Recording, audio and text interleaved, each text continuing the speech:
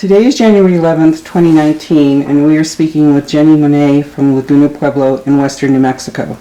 We are joined by our videographer, Dr. Beverly Singer, and our project assistants, Jonna Payton and Valerie Fernando. The interview is being conducted by Rose Diaz, IPCC Project Coordinator. Thank you for joining us today and welcome. Thank you. We're honored to hear your story and, of course, to hear about your many adventures and experiences as an independent freelance journalist. Just as some background information to your interview, we wanted to just say a few things. Ms. Monet is enrolled at Laguna Pueblo and a world traveler bringing stories to the public on global indigenous people. She is a multimedia specialist and has provided stories for the Center for Investigative Reporting, PBS NewsHour, Yes Magazine, High Country News, Al Jazeera America, Indian Country Today, and Refinery 29, to name just a few of her news outlets. She is a graduate of Columbia University's Graduate School of Journalism with affiliations in Arizona with Pima Community College and University of Arizona, as well as Marquette University. Her honors include the prestigious Clarion Award awarded by the Association for Women in Communications, the American Film Institute's Best Public Service Documentary on the Native American Rights Fund, and the Paul Tobican Memorial Award given for distinguished reporting about race, discrimination, and religious intolerance. These are but a few of the many distinguished honors she has obtained in a 20-year career. Welcome. We're very excited to have you here. I'd like to start by asking about your young life, parents, siblings, grandparents, your most vivid recollections of Laguna Pueblo. Wow. That would be central to how I view my relationship with the Pueblo of Laguna. First of all, Goatsi, thank you for having me here, and it's an honor to be part of this oral history project. I see our Pueblo women as such strong forces in our communities, and that certainly was the case for me growing up under the caretaking of not only my biological grandmother, Eleanor Jahate, but also her sister, my great aunt, June Saraceno. In the Indian way, my mother was one of 10 children who was raised by my great aunt June, and in that capacity I was raised calling her my grandmother, even though in Western world, non-Indigenous way, she would have been seen as a great aunt.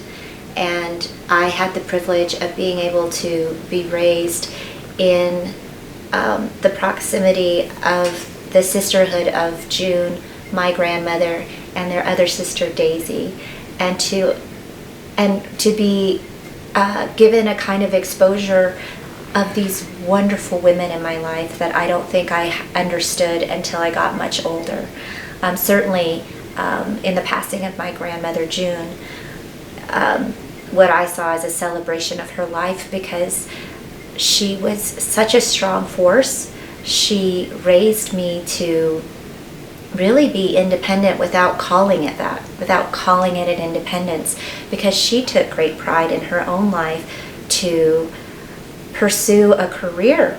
And even though she may not have even called it a career, it became a 30-year-long profession of her being an administrative force behind the rise and establishment of the Laguna Elementary school system. And that ended up being one of the most prideful moments of her life. When she would sit in her rocking chair and talk about stories, those were some of the stories that she would share with me, how she would leave to go to Albuquerque to get her business degree, her administrative business degree, and come back to the Pueblo, help out the family, but that afterwards, knowing that that was going in an area where she could be self-sufficient if she had to, and that was how she was raised, and that's what she imposed upon me. And I sit here today just so grateful for her leadership, and and sharing her wisdom and her knowledge without it feeling like it was forced upon me. And I know that under that kind of strength and that kind of teaching that she imparted on me, I know that has contributed to who I am today, being partly raised by her all those years growing up on the Pueblo. You also had a connection to Oklahoma? Yes. I bounced around a lot as a child.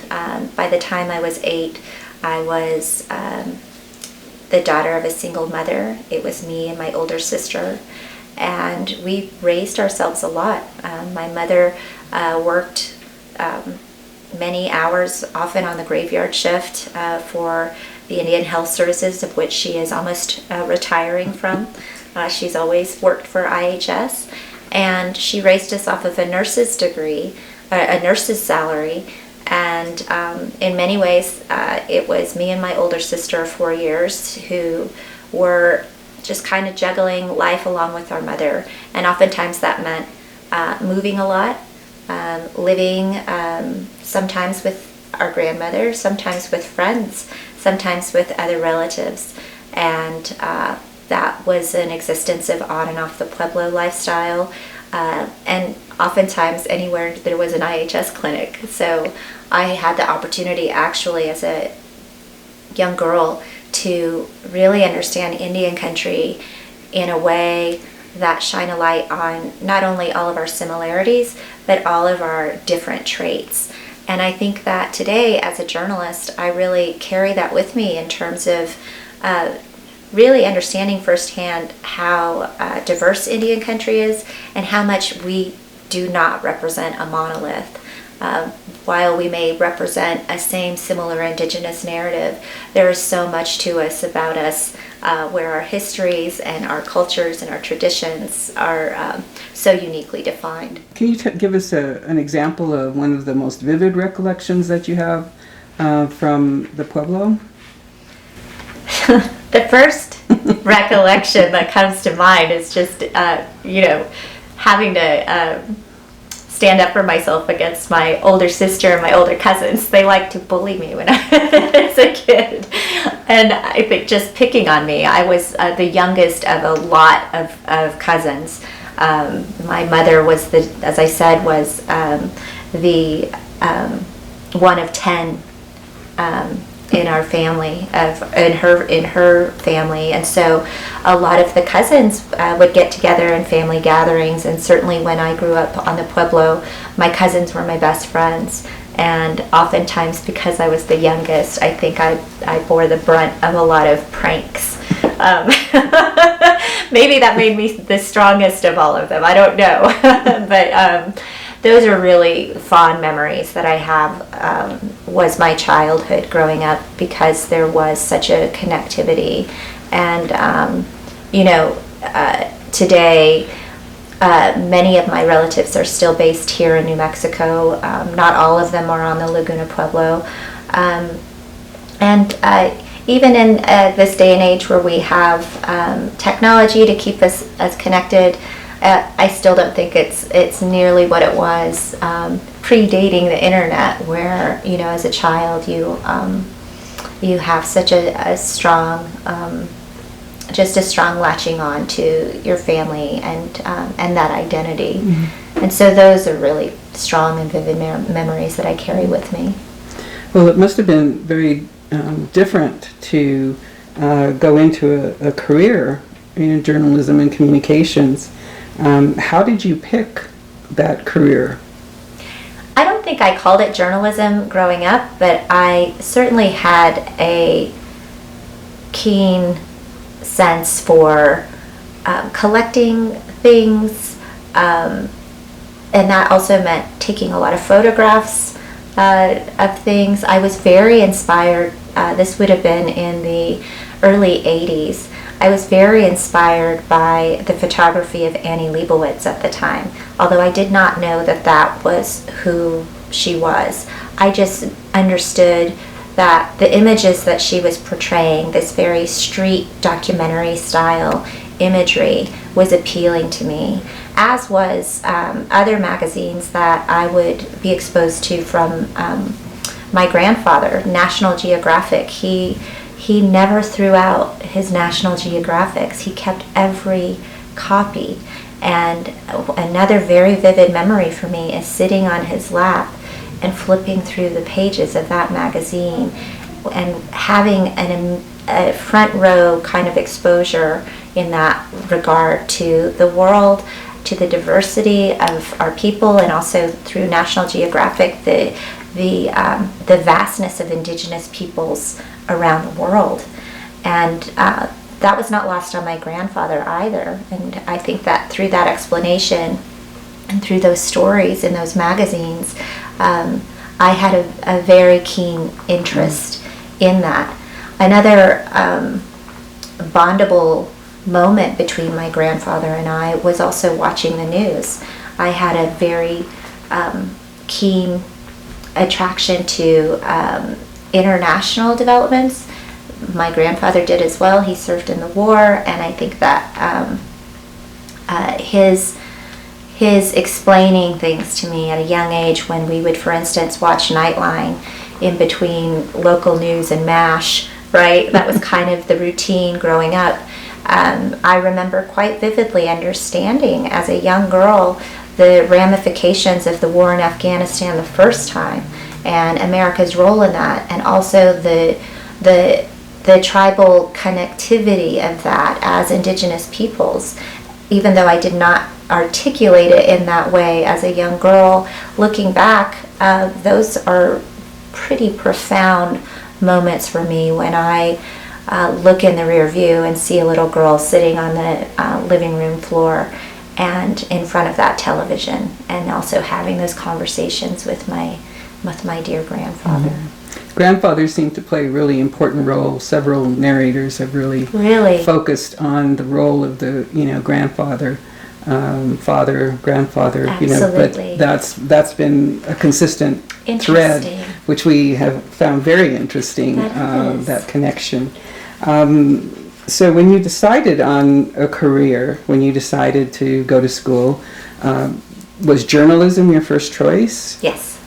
Actually, it was creative writing, and I was quite discouraged actually by my mother. If and when she sees this, she had concerns, I think, that a lot of parents who care for their children do, and that they want them to invest their time and money into a profession where there's guarantees, and pursuing interest in the arts isn't always seen as that kind of direct path. And I think that while there was enthusiasm from my mother at the time around my writing, I think she probably felt I might be better suited in more traditional professions, say for instance healthcare, which I remember her really trying to encourage me to pursue.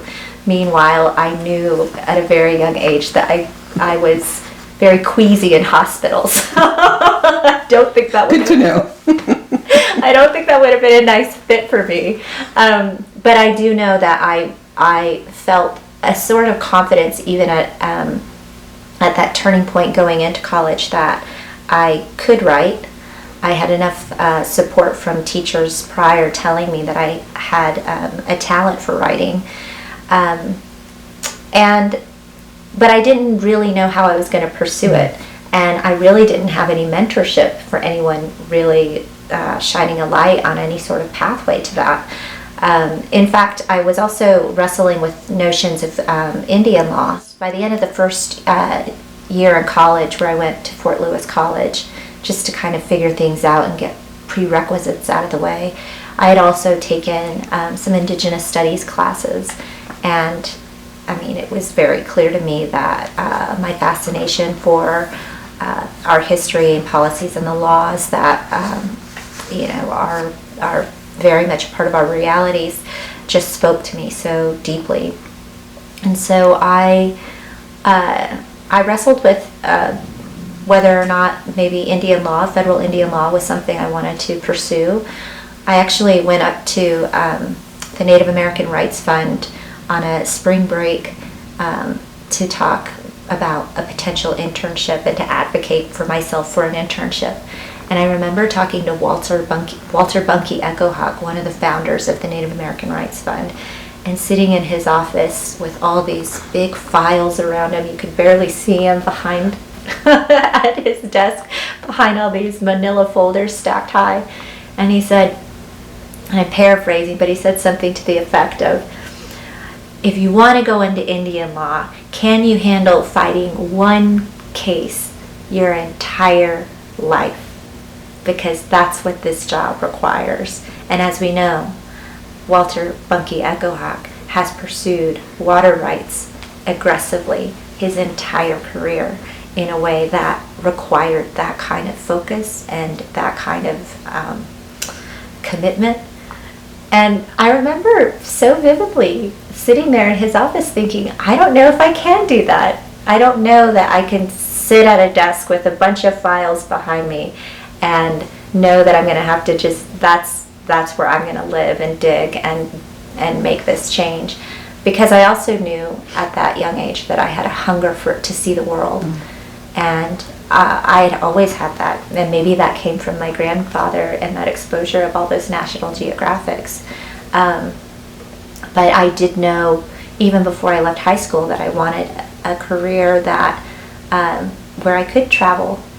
And I didn't know that that would be journalism. And to be quite honest, even when I got my journalism career, I didn't even know how I was going to get to see the world as part of a requirement of my job.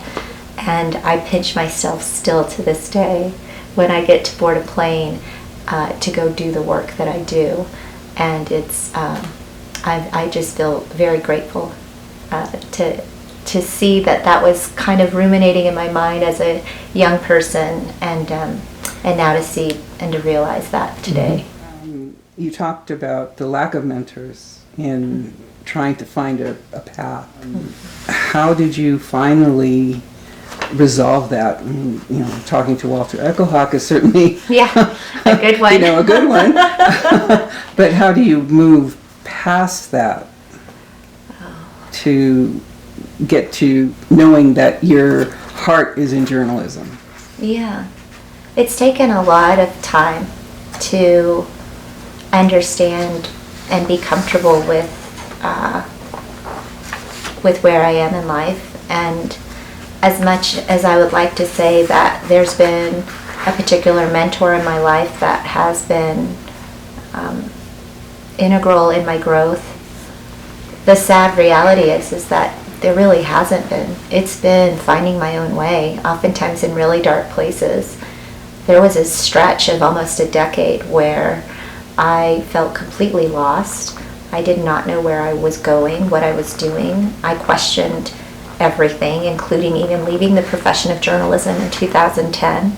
I had the privilege at that time in 2010 to take almost a gap year of what high schoolers do between going from high school to college.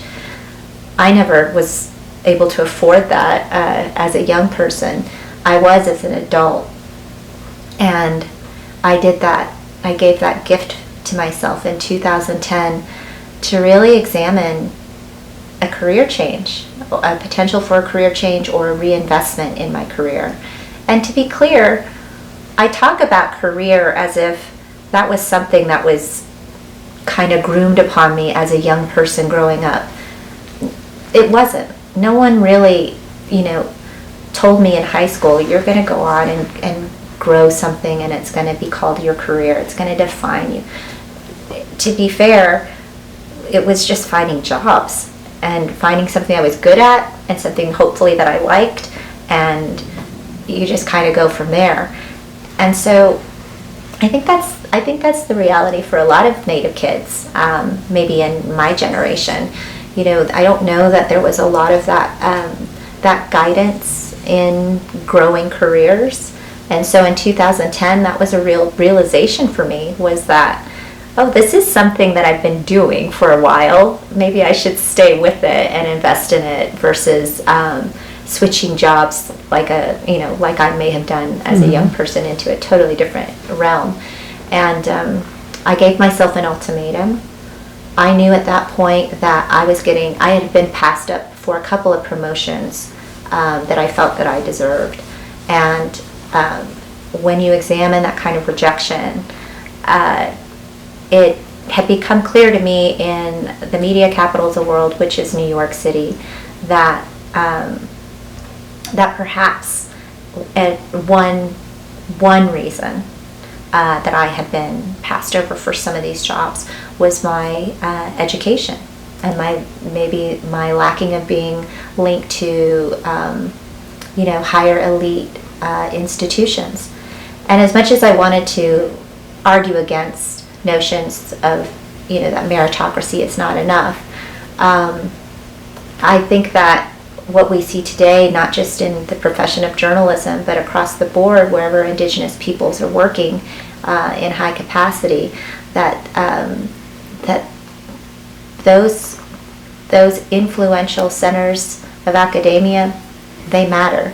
They don't define us. That's not what we're saying. They don't carry us over outside of our Indigenous spaces, but they do allow us a seat at very privileged tables. Mm-hmm.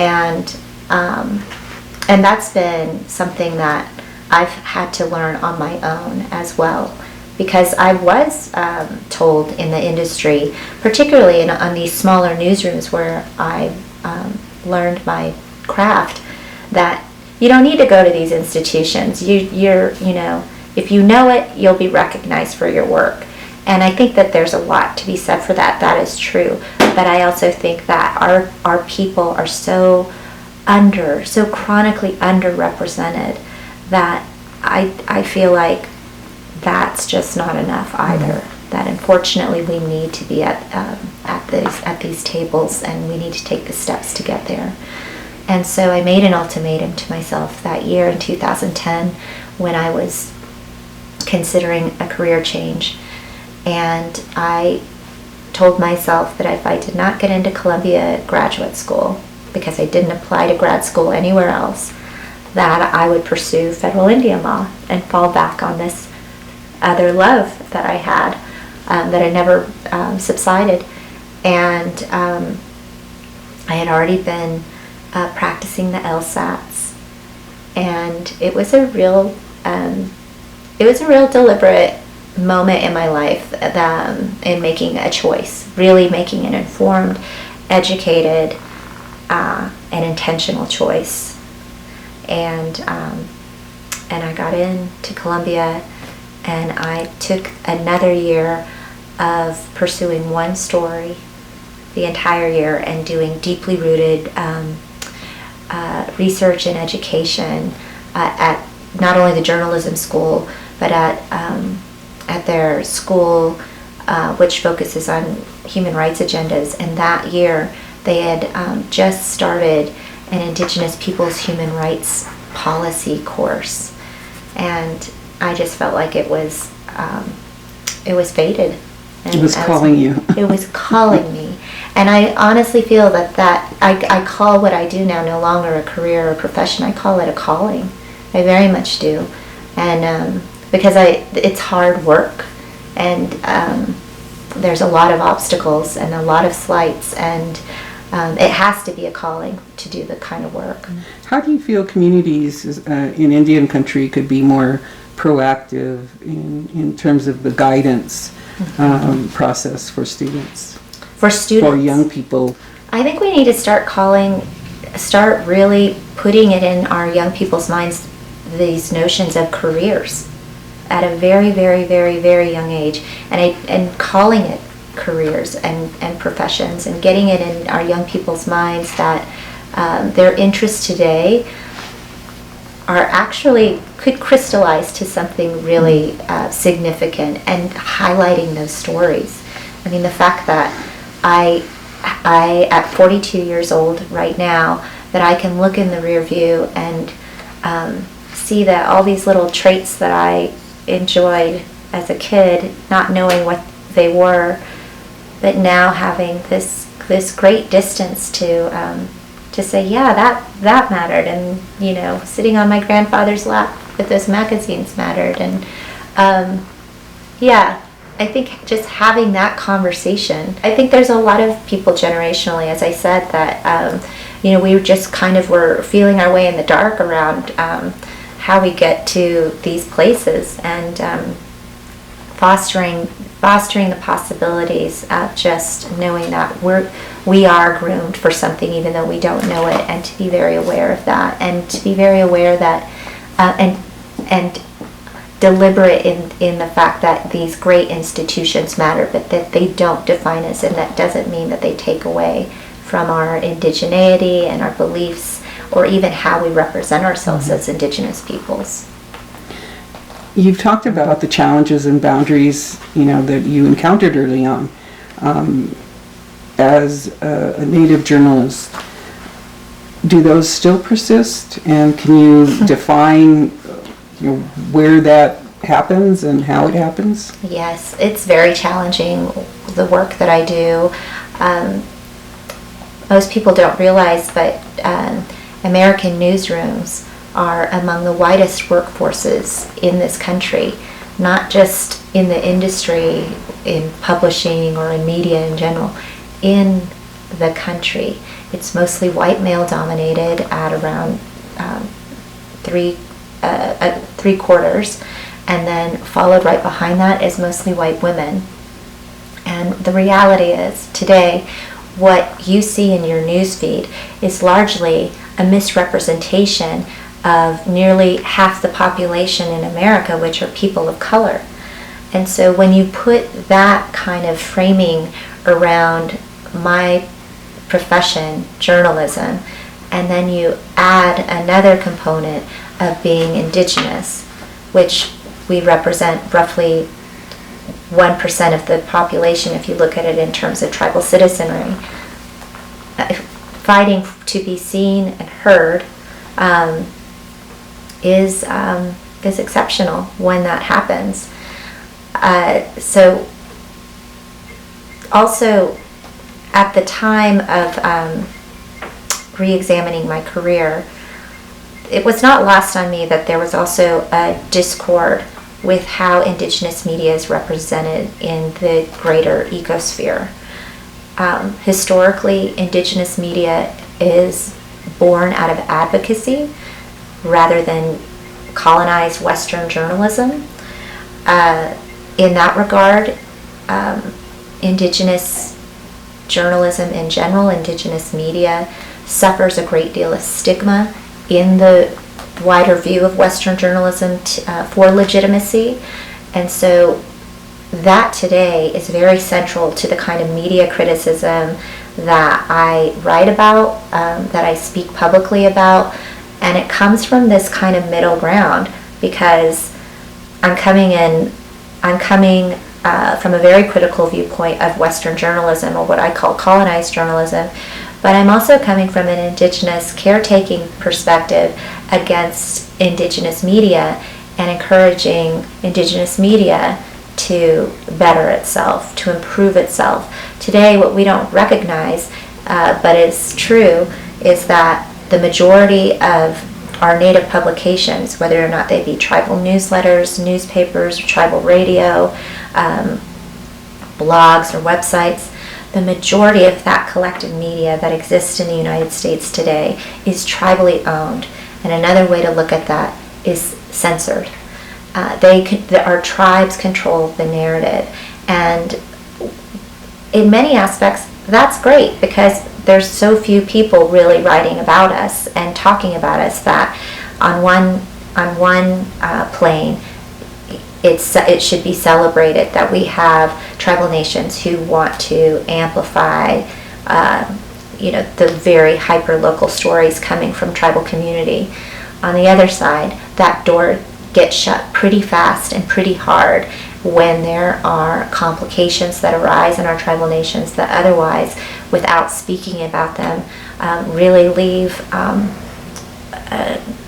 real potential for history, and a grave history of repeating itself.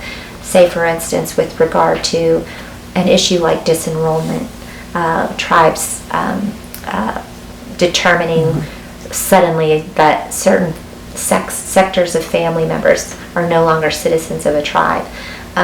Those are the kind of stories that I see that where tribes, when it deals with controversy, don't want to talk about, but should, because I think as difficult as any subject might be, that is what journalism does. It shines the light on the truth so that we are informed, so that we are aware, so that we are enlightened, and so that moving forward, history has less of a chance of repeating itself, say for instance, in situations where people have suffered. Mm-hmm. And the individual is really at the core of whatever happens. That's whatever right. decisions are made, it's about the individual. Well, and think about it. The truth, we are so much more powerful as a people in general when we are armed with the truth. And that is at the core of journalism, mm-hmm. Truth. And when you hide that, when you burrow the truth, or when you lie, it's harmful. I've been just documenting violence for a year. We don't think of violence in other forms. We see violence, the most popular is the physical violence that might leave scars and bruises and those sorts of characteristics. But the reality is violence takes on many different forms, and manipulation is certainly one of them, because it's manipulation of ourselves, of our very constitutions. And how do we create healthy community if we're not armed with truth? You've been involved all of your career in writing and reporting, as you say, on race, discrimination, and intolerance. Can you share some examples that have really touched you the most? Well, one that stands out the most and that I invested a lot of time in was my education in understanding our sovereign identities, was the case of the Cherokee freedmen. The Cherokee freedmen are today's descendants of freed black slaves once owned by the Cherokee Indians, predating their forced removal from what is present-day Georgia in the South. And what a lot of people, I think, are coming to realize is that the Cherokee in that early 19th century economy were part of that slave economy. You certainly had, and you had a diverse Cherokee nation predating the Trail of Tears. You had a Cherokee population that was traditional and maybe poorer, but also spanning a Cherokee nation where you had citizens who were maybe less traditional, more white and intermarried, and actually quite wealthy and capitalist because of their land holdings and how they managed their land holdings with the help of slaves. I love that about Cherokee culture and history. I love that they have owned that part of their history. What became problematic in that during 2006 to 2011 was that there was a manipulation of that history. The tribe, the leadership of the Cherokee Nation at the time was using their own tribal elections to centralize the Cherokee freedmen as a political football, if you will. And so what you saw was these arguments, these very aggressive race-based arguments about these individuals who largely represent a black population who today successfully have argued their treaty rights. That the Cherokee freedmen today represent the 40 acres and a mule that never happened for the rest of the African slave descendants of the United States. A lot of people don't realize that. And today, what I wrote, when they were finally returned their citizenship rights and secured their treaty rights, but it was last year in the summer of 2017, I wrote very clearly that the freedmen have done what Native people have always done, and that's take a treaty stand, and we should honor that. And I love that story because when we talk about discrimination of Indigenous peoples or misrepresentation of Indigenous peoples, what oftentimes is lost on outsiders looking in is that we're more than a race. We're political identities. Our political identities are so uniquely tied to this colonized foundation of this great country, and one cannot ignore that fact and just categorizes this just race, because the entire narrative gets shifted off. And so when we look at, say, for instance, the argument today is around Elizabeth Warren, the senator out of Massachusetts, who has made very public claims around her heritage to Cherokee citizenship. That's great. That's nothing new. We understand that what I think even Vine Deloria had once called the Cherokee grandmother syndrome. That's not new to us. We understand that. And there's an acceptance for anyone, I think, in our across Indian country, for people who want to embrace that family lineage. There's an assault felt, I think, a collective assault felt, however, if it's happening with malice or misrepresentation. And I think that that's what has been central to the Elizabeth Warren controversy, in that it was the things that didn't happen prior to that. There was not a very sincere explanation on her part to the very people that she claimed to be associated with, which also just underscores the great disconnect that exists. And even today, I think that there's division among Indian country for those who feel that Warren owes Indian country an apology in many respects, versus those who think she's an ally. I find that story to be very interesting, certainly now that she's announced a bid for the presidency, and I think that we're going to start to see more stories about Elizabeth Warren centralized around her Indigenous claims.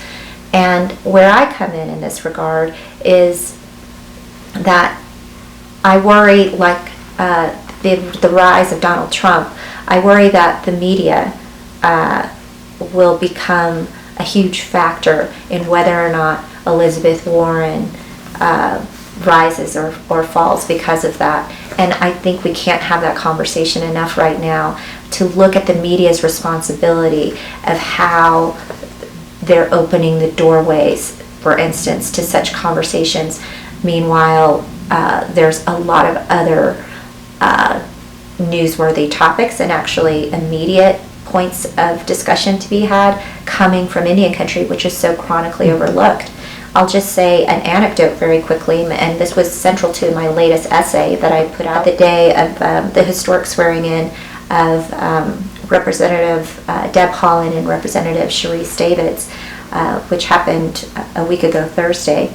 And I was unable to be in DC, but I was watching the history unravel on the internet, dabbing my eyes dry, because it was such a beautiful, powerful day to see those two women representing Indian country and breaking the political glass ceiling in Congress in one of the highest political arenas in the land.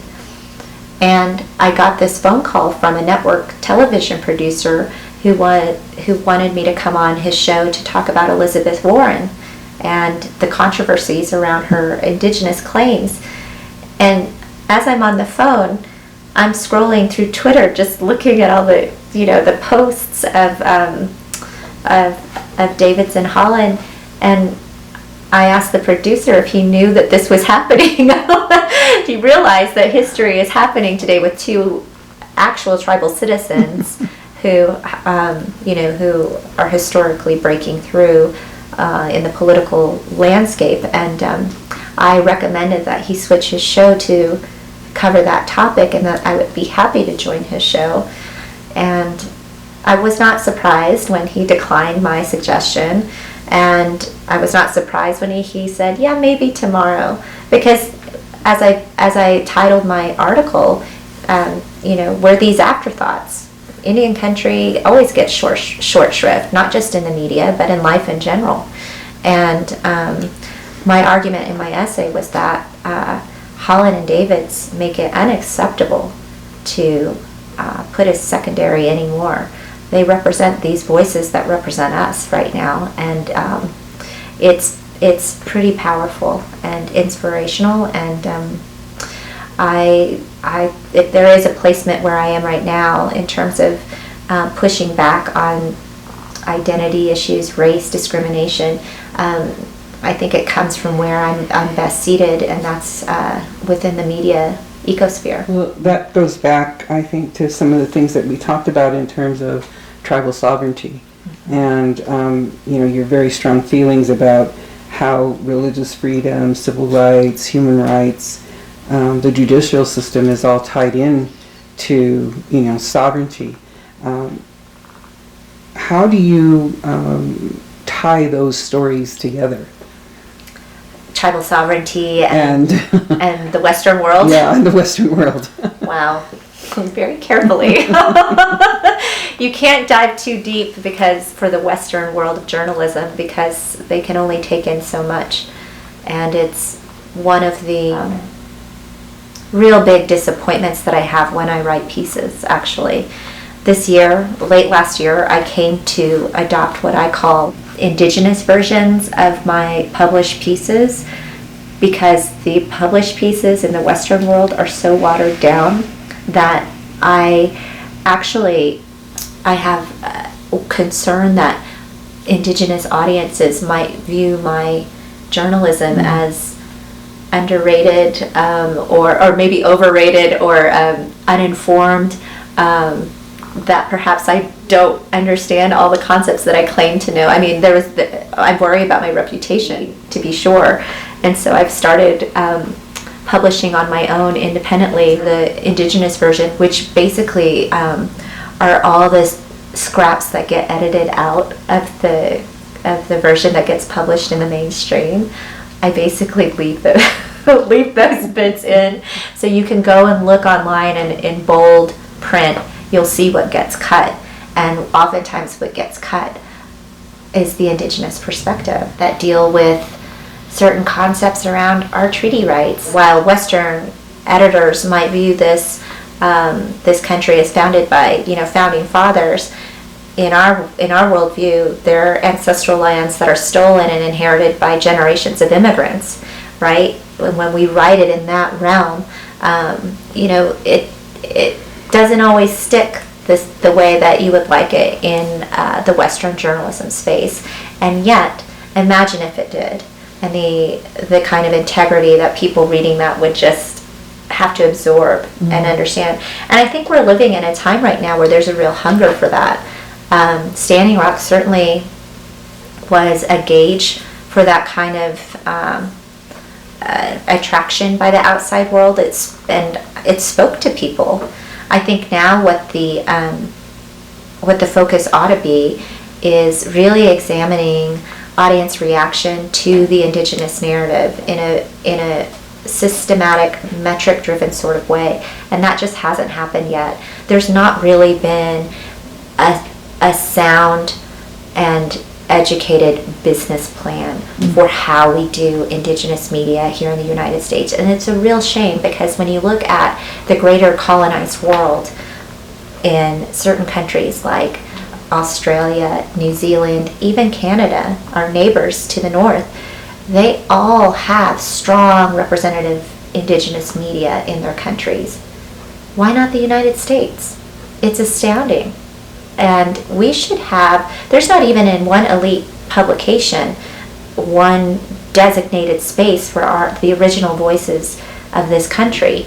It's a huge detriment. And as we know, as we've seen with the invisibility on behalf of outsiders looking in, it has a real dehumanizing effect. Mm-hmm. And so I feel like, the narratives that we often don't see in our news feeds, and which ones that we do, that there needs to be a study about that, and to get to some kind of middle ground. Well, I think it's interesting in reading lots of your stuff, as we've been preparing for this interview, that you're sort of in that middle place between providing a counter narrative, but also being a cultural broker. And I like that you call it a cultural broker. That might be how much pushback do you get? Not as much as you think I would. I'll tell you. So I was involved. This is kind of a personal aside with a very professional, relevant point that I'm going to make. I was involved in this relationship for 10 years with a non-native man who lived quite affluently, and I did as well at that time. I still worked, but I had a sense of security that I had not ever had before in my life, that I had not experienced before in my life. And there had come a couple of incidents where I felt a little bit more brazen, perhaps, than I would have as a single Indigenous woman working on my own. But one profound moment was while I was working in a very major commercial newsroom, and I had an executive higher up really used discriminatory language against me racially as an Indigenous woman, and making claims against me that could have been grounds for a lawsuit if I wanted to. But instead of that, I stood up for myself in that moment, and knowing that there was the potential that I could have been fired for standing up for myself in the respectful, diplomatic way that I did. But here I was, speaking to a subordinate in this realm. And I wasn't fired. In fact, I think my boss at that time was shocked and amazed that someone like me was fearless in that sort of situation. And that fearlessness came with that sense of financial security. I'm no longer in that personal relationship anymore, but walking away from that bubble that I lived in for that time taught me a few things. And that is that when one does speak up for themselves, that it's heard and that it matters, and when it's done with integrity, I should also add. And so when Standing Rock happened, I had another opportunity, unfortunately, where I had to stand up for myself. A lot of the Western newsrooms based in New York and LA and hundreds of miles away from the reservation in North Dakota were calling me because they had heard that I was out there on the ground, and if you want to know what's happening, get in touch. But they didn't want to hire me. They wanted all my facts and all of my on-the-ground photos and research and information. They didn't want to hire me. And I think a more vulnerable me would have just given it. But someone who's been around the block and had also had to stand up for herself, stood up for herself and said, you can hire me or not, but I'm not here to service you, and this is not a third world country. You can show up as well. And that I had to fight for every one of my bylines at a Standing Rock, from a media industry who did not see that Standing Rock was worthy of a story until months later, and until months after I had been writing about it and being this broker, as you say, to the rest of the world, saying this is why this is a story, and here it is, and explaining it. And I had to do that on a very self-financed capacity. Who else has to do that? I don't know very many people that I come across. I've been in this business for 20 years. I don't know very many people who've had to self-finance their career in that realm to just do their job on a daily basis. And it speaks also volumes that the day that I was arrested at Standing Rock, I was the only credentialed journalist there. And that was also a very critical time of that movement. So it's just the risks are there. And I think I face more of it I face more of the stressors and the challenges in my job, what I do, in very unique ways versus the kind that you might expect in dealing with these decision makers. I'm okay kind of pushing back to the decision makers because I do it with respect and decency and diplomacy, but I'm also not afraid to tell people that that the Indigenous narrative is being mishandled or misrepresented, because I feel like a caretaker of that narrative as well. I found it interesting that your writings out of jail, out of the women that you met there, the number of women that you met, really reminded me of Martin Luther King's letter from Birmingham. Yeah. And to me it was very powerful that as an Indigenous woman, you're writing about these experiences and, almost pulling yourself out of it, because first of all, you want people to know that you're safe, but you also want to know that these other people have these stories. That's right. And that they're as powerful, or more powerful than your story. So, I was really, it took me a long day of thinking about what you had written in the context of knowing, the stuff that Martin Luther King was doing early on in that protest. I've never had anybody make that comparison, but I do know that letter, and it did have a profound effect on me. So I was arrested on February 1st, 2017 on the borderlands of the Standing Rock Sioux Reservation. Technically, I was on historic treaty territory, which is today private rancher property on Morton County, within Morton County, North Dakota. And so on that particular day, you had a group of water protectors who had erected a semicircle of teepees for a ceremony. And I was walking up interviewing one of the organizers on that day as they were prepared to demonstrate.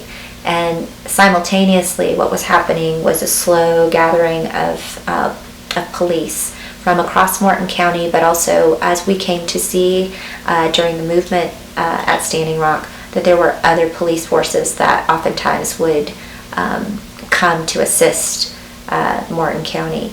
And so you had different agencies there. And I would say we were up on this grassy knoll where these teepees were for about an hour before police came and dismantled the camp and made mass arrests that day. I was among one of 76 arrests that day, but I was also the only credentialed journalist. I have an audio recording that we played in my trial 16 months later that affirmed what I had written, that when I was asked for my press credentials, I showed them. When I was asked by police to step behind police lines to observe, that I obeyed. And that when I was asked to leave the site by an officer or I was going to get arrested, there was no protest. You can hear my feet walking on the crunchy snow. In fact, when I was walking down the bluff that day after they had made all the arrests, I wasn't even fearful of being arrested that day. I had had good relations with the police. I'd been to their press conferences. I called them up for quotes all the time. I was surprised when I was stopped halfway down that hill and told that I was going to get handcuffed and taken into jail. And that's exactly what happened. I was detained for 30 hours, strip searched, and when I was in my cell with 5 other women, 3 of whom were non-native, I learned that they were spared the humiliation of a strip search, but that Native women were not. I don't know that it's legally binding, that we're afforded a right, quote unquote, a right to a phone call, but I was not given that 24-hour courtesy of a phone call, which is common in police forces across the country. And but when I asked, and I pleaded over it repeatedly, the 4th time that I had asked, this would have been just after I'd been in detention for a day, I was able to call my attorney and was out within 2 hours of that phone call. You know, the sort of wrangling one must do on the inside was interesting to me. But also the exposure that I was dealt to be in a detention center in a county known for its discrimination now because of Standing Rock was stark and quite astounding. Because what I got to see were the disparities firsthand. When I was asking for our phone call after we had been put in these, what have been described as dog kennels, these large chain link cages for 5 hours in a freezing garage on the first day of February, when I had asked for my phone call, the response I got from the jail captain the third time that I had politely asked wasn't an answer. It was being berated, verbally assaulted, with profanities, and with blaming me, and with him seemingly trying to turn the 18 other women in that cage with me against me. Because if I kept on asking about a phone call, that was going to mean that we were going to be in that cage longer. And that to me was one of the most profound experiences that I walked away with, because at that very moment, instead of those women, most of whom were other Native women like me, instead of them supporting me and getting behind me, they all turned against me. And I got it, and I wasn't upset with them, because they have been living in a society where pushback doesn't give you a lot of rewards. And I was going to be the one that was going to probably make matters worse. That might meant that they were going to be in that jail longer, away from their babies, away from their jobs. The compound effect, right? When you're suddenly roped into a system that isn't there to help you. And it was astounding to me. And the result of the trial that you went through? Did you need her? Oh, okay. I'm sorry. The result of my trial. My trial took place 16 months later to the day, on June 1st, 2017. And up until that point, we had repeatedly made requests to the state of North Dakota, to Morton County, to drop the charges. I was initially charged with Class B misdemeanors of criminal trespassing and engaging in a riot. After the 2017 legislature, the state of North Dakota successfully passed laws that enhanced my charges and others from Class B misdemeanors to Class A, which meant higher fines and more stricter jail sentences. And all of that was in direct response to Standing Rock. And all of that, we're starting to see these kind of anti-protest laws, which are really anti-First Amendment laws. We're starting to see that happen across the country. But in my respect, by the time I got to my bench trial on June 1st, I now faced Class A misdemeanors. One had gotten dropped the night before, which was for criminal trespassing, or rather engaging in a riot, but I still faced trespassing charges. And so we proceeded with a bench trial that lasted 8 hours. I had representation from Williams and Comley, which is a very high-powered law firm based in Washington, D.C. And I also had the representation of a local attorney, which is required by the state. And none of that would have been possible without the legal defense fund paid for by the Oneida Indian Nation of upstate New York. I continue to be so grateful for them, because what I realized in the aftermath of my acquittal from that day, and that I didn't really understand at the time, was that my very reputation as a journalist was on the line that day. Our journalism, our reputations, that's all we really have as journalists. We're not licensed. We're not, kind of inducted into these clubs. Our reputation is how we're embraced, not only by the communities we cover, but by the industry as a whole. And I I did not realize the huge sense of relief that I was going to experience, and understanding that I was there that day doing exactly what I've been formally trained to do. And that I had to go and argue that for 8 hours with how much money and time and scrutiny. I had to take the stand. It was remarkable to me. And just on top of the irony that we're talking about trespassing on historic treaty lands. I find all of that just really incredible. What I took away, though, also from that experience was something that I think is pretty profound. I had to share my trial, oddly enough, with a water protector. I think the courts were so backlogged because they had more than 700 arrests that they made, including mine. And so I think they often bring these trials into prosecutorial realm.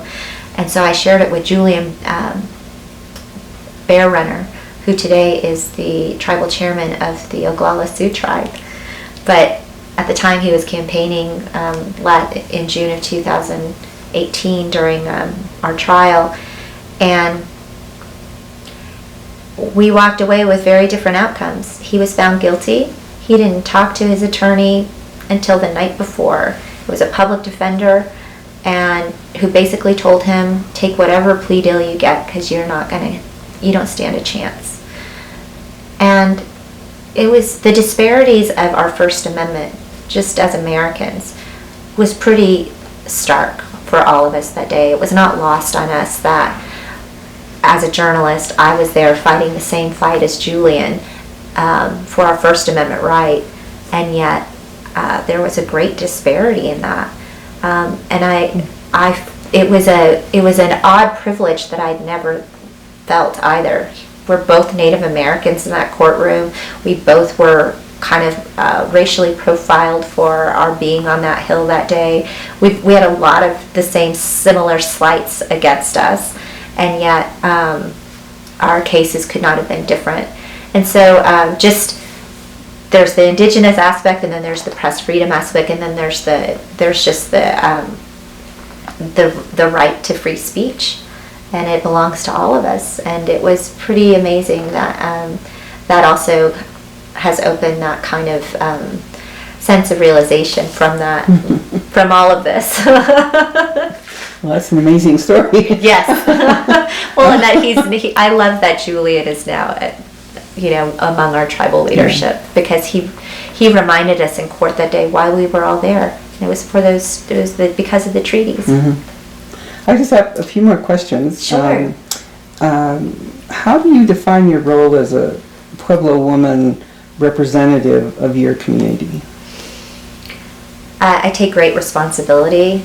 I also, as a Pueblo woman from the Laguna Pueblo, I also I handle my relationships very carefully in that, and with some fragility, to be honest. My association with the Pueblo of Laguna is deeply entrenched in my childhood, and with my relationship with a community of elders who are no longer with us. And when we lost my great aunt, who I called my grandmother growing up, there was a strong sense of vacancy felt that I even knew was looming in the digression of her health, and that it wasn't lost on me at all that after her passing, there was going to be a dynamic shift in terms of my coming home. And that really has to do with the fact that my aunties, my uncles, my mother, they are not rooted on the Pueblo. They represent roughly half of the population of our tribal citizens that live off the reservation. Many of them here in Albuquerque, a lot of others in other parts of the world, like the country, like my mother who's in Oklahoma. And so it's a relationship that I think I'm constantly nurturing I also feel a great sense of responsibility that when I do represent myself as a citizen of the Pueblo of Laguna, that I show up often and that I am there just out of respect. I just passed through 2 days ago to say hello and to greet, and so I know that those relations matter and that it does take the kind of nurturing rather than just to latch on an identity, I think, without any real integrity behind it. So, yeah, it's something that it's very important to me. I also feel that because of the generational shift of my mother's generation versus mine, I also feel that I represent my generation and my sister as well, this kind of very careful returning to our identities in a way that perhaps might have been left aside from the generation of my mother, who I think she was raised, with the last of those kind of colonizing points of view. My great-grandfather, James Luther, was a recipient of the Carlisle Indian boarding school. He took to the colonizing conditioning of that school, came home and really ingrained it into our families that education in Western ways were taken over as priority than Pueblo ways. Mm-hmm. And that was not lost on me either growing up. For all the leadership that I praise my grandmothers for, it certainly was also slipped into my upbringing about maybe being critical of traditional ways. And I'm glad that was an aside and mild, because but it also was enough where it was not a big part of my life. And I certainly don't portray myself as a mouthpiece for Pueblo cultural lifeways and practices, and I think that one needs to have that kind of firm responsibility to know their place and to know their responsible voice in that kind of realm, and how I often say, know when to pass the mic or to step away and to not touch certain stories. Mm-hmm. But there is this yearning to return, and that's been something that's steadily been a part of me. Just I don't know. I mean, I think as a young woman, maybe throughout my career, just understanding that identity and how it is represented in my work. Also, that your experiences as a youngster are basic to what you carry in your heart about the community. Right. And so, you're never far away from it. That's right.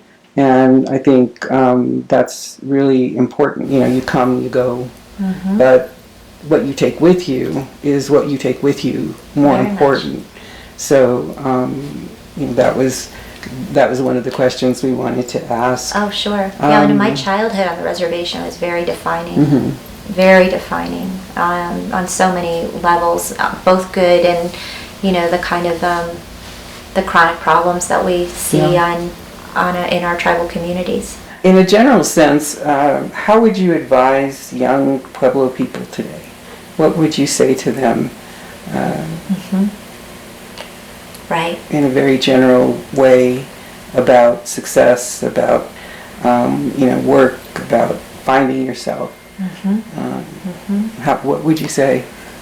Well, I meet a lot of just young Native people, and when I am back, certainly like around feast days, I see a lot of young Pueblo people, and they're so inspiring. I'm inspired by them.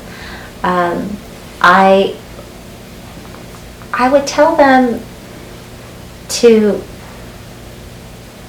I think in the spirit of my grandfather, to just be as open-minded as possible about all the possibilities, and to really embrace their own curiosities. Certainly, I think in this new America that we're all living in, I think I would also tell them that kindness is such a quality in life that that is more cherished perhaps now than ever. You can say and argue and dispute lots of different points of view with kindness, and to get where you're going and to make the arguments. I think our young people today are very aware of an indigenous rising that is happening among us. In many ways, they're leading that, and that's what also inspires me, which is also why I promote this kind of diplomacy, because that's really what we are. We're citizens of nations, trying to be seen and heard in greater nations, and in this case in the United States, but also in the indigenous world. And what we're practicing, regardless of our profession, regardless of whatever industry we become a part of, we're diplomats of our tribal communities and of Indian country as a whole. And I think that when we walk with an understanding of knowing that our relatives are behind us, which is kind of how I walk today. The words that I say, the associations I keep, they are always in mind with where I come from. And I think if there's any sort of advice that I can part on anyone really, but with our young people as well, it's to know those steps moving forward. Great. Thank you very much. And is there anything that we've not asked you that you wanted to? No, I'm just so honored and talked enough about myself. Well, you don't often get a chance to do that. Well, thank you and so much. We wanted to, in this project especially, provide women who are, role models as well as on their own journeys. They found their paths, but now they're on their journeys. And it's really what we wanted to kind of grab a hold of. Well, thank you. Yes. So. Well, I really I'm so honored, and I can't wait to see what happens to this project. Me too.